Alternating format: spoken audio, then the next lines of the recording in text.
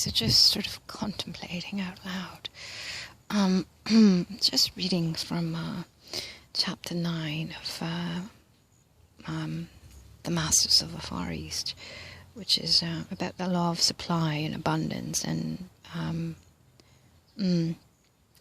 one with everything and everyone, oneness, and ultimately, well, here is where my mind went, because it was such a profound chapter, which shall be coming up in just a few days.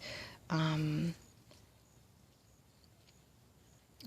just a moment. I walked along this morning, and as I do generally early in the mornings, and sometimes I see a girl who, at all cost, avoids eye contact, avoids smiling, avoids opening her mouth.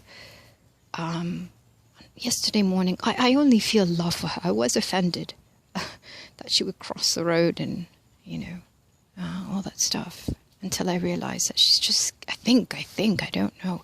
I think she's just scared. I think people are scared that because of this whole virus thing, that if they open their mouth, the potential for them to catch a virus is greater than if they don't. Little, does everyone know? But anyways, that's a different story. Here we go to the Masters. And what I want to say this morning is that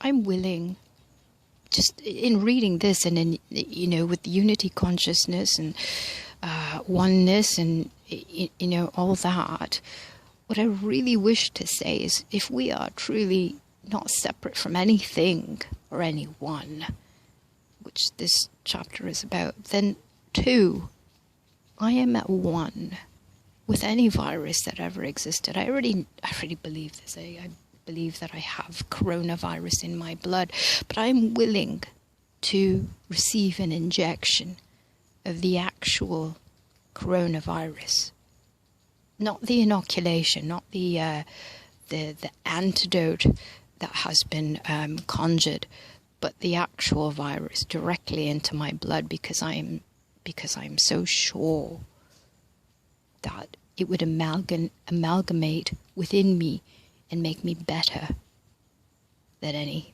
other idea. So I leave that with you. I'm happy to do that. Happy to receive the actual virus in my arm, directly in my blood.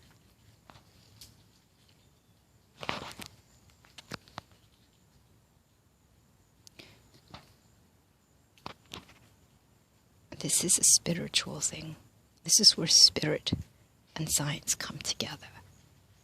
This is where oneness meets physiology, physicality, psychology, everything.